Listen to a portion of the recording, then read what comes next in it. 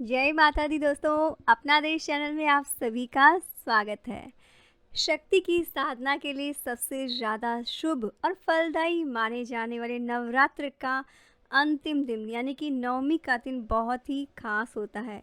चैत्र नवरात्रि हो चाहे आश्विन नवरात्रि, नवती माँ से मन चाहा आशीर्वाद पाने के लिए कुछ बातों का आपने पूजा में अवश्य ही ख्याल रखना चाहिए। हिंदू धर्म में नवरात्रि की नवमी तिथि का बहुत ज़्यादा महत्व होता है।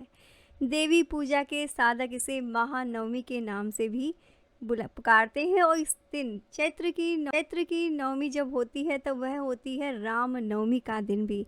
किसी भी रूप में हो, ये नवमी तिथि बहुत ही खास होती है। हिंदू मान्यता के अनुसार यदि आप नवरात्रि के 9 दिन व्रत ना रख पाए तो आप अगर इस दिन व्रत पूरी श्रद्धा और आस्था के साथ कर ले तो पूरे 9 दिन के व्रत का फल आपको मिल जाता है। लेकिन वही कुछ एक गलतियां जो है उनसे आपने बचना चाहिए, वरना पूजा का फल हमें नहीं मिल पाता। तो चलिए जान लेते हैं आखिर कौन सी वो 9 गलतियां हैं जिन्हें हमें भूल कर भी नहीं करना चाहिए।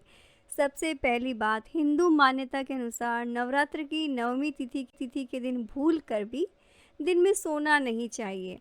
और अगर खाली टाइम अगर आपको मिलता है तो उस समय में देवी दुर्गा के मंत्रों का आप जाप कर सकते हैं, भजन सुन सकते हैं, लेकिन व्हाट्सएप या सोशल मीडिया के थ्रू टाइम पास नहीं करना चाहिए।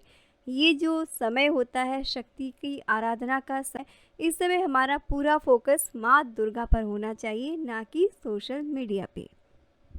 अगली चीज़ है कि नवरात्रि की नवमी तिथि पर भूल कर भी देवी स्वरूप माने जाने वाली कन्याओं को परेशान या दुखी नहीं करना चाहिए।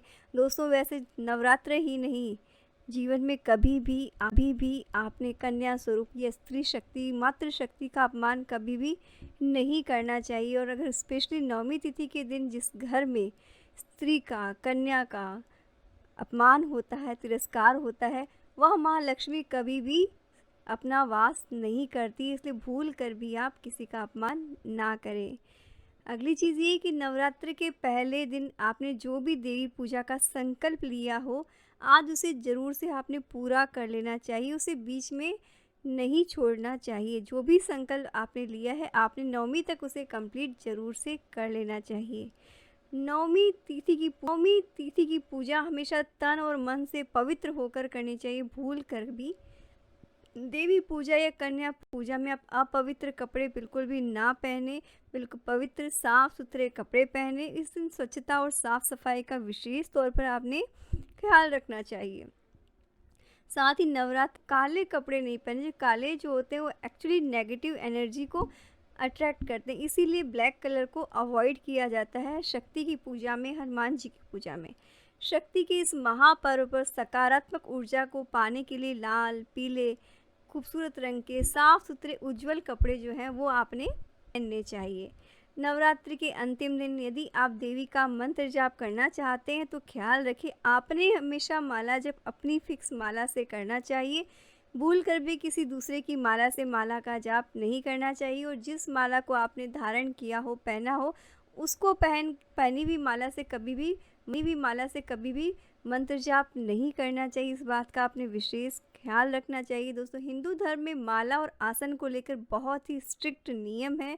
आसन के लिए भी कहा जाता है कि आसन आपने अपना फिक्स रखना चाहिए, क्योंकि वो एक तरह से जो आप पूजा करते हैं तो आपकी एनर्जी के साथ कनेक्ट हो जाता है, इसलिए पूजा के समय में आपने अपना एक फिक्स जो है आसन रखना चाहिए। नवरात्र में देवी और कन्या का पूजन कभी भी भूल कर ज़मीन पर बैठकर नहीं करना चाहिए। जैसा कि मैंने आपको कहा, आसन का विशेष महत्व होता है, तो जब भी आप पूजा करें आपने ऊन का या फिर कुशा का आसन का इस्तेमाल करना चाहिए। जब भी करें ज़मीन पे कभी भी कन्याओं को ना बिठाएं, आपने उन्हें आसन ज़रूर से देना चाहिए। और नवरात्रि के अंतिम दिन यदि आप व्रत रख रहे हैं तो, और अगर नहीं भी रख रहे हैं तो भी इस दिन आपने सात्विक भोजन करना चाहिए, फलाहार करना चाहिए, लहसुन प्याज या तामसिक भोजन नहीं करना चाहिए। बहुत से लोग क्या करते हैं, नवमी का कन हो गया तो हमारे नवरात्र पूरे हो गए और हमारा व्रत भी कंप्लीट हो गया और लहसुन प्याज सब स्टार्ट हो जाता है उसी दिन रात से। तो ऐसा नहीं करना चाहिए। जब तक कि आप माता की चौकी को ना हटा दे तब तक आपने लहसुन प्याज या तामसिक चीज़ों का सेवन नहीं करना चाहिए। आपके चौकी हटा दी, चावल जो उसका यूज़ करना है वो कर लिया। इसका डिटेल वीडियो मैं आपको लिंक भेज दूँगी कि आपने किस तरह से माता की चौकी को हटाना चाहिए। कलश हुआ, जवारे हुए, उनका आपको क्या करना चाहिए। कोई भी पूजा का सामान आपने इधर-उधर वेस्ट नहीं करना है, उसे बहुत सलीके से विसर्जित करना है। वो विसरने का तरीका क्या है उसका भी एक डिटेल वीडियो है, आप ज़रूर से देख लें। साथ ही नवरात्रि के आखिरी दिन भूल कर भी आप जप तप दान अगर कुछ करते हैं तो उसका महिमा का गान बखान ना करें। बहुत से लोग कुछ भी थोड़ा सा करते हैं और सबसे पहले सोशल मीडिया में उसकी फ़ोटोज़ शेयर करना बहुत ज़रूरी हो जाता है। दोस्तों अगर आप दान कर रहे हैं, किसी को कुछ दे रहे हैं तो उसका शो ऑफ करने की ज़रूरत नहीं होती है। दान का कनेक्शन आप तक और देने वाले तक, 2 जन तक ही होना चाहिए। उसका आप पूजा पाठ के प्रदर्शन और अभिमान करने के लिए उनको आप शो ऑफ ना करें, तभी आपको अपनी पूजा का पूरा फल मिलेगा। मेरे पॉइंट ऑफ व्यू से एग्री करते हैं तो कमेंट में ज़रूर से लिखिएगा जय माता दी। दोस्तों आप सभी को नवरात्र के पर्व की, रामनवमी की ढेरों शुभकामनाएं।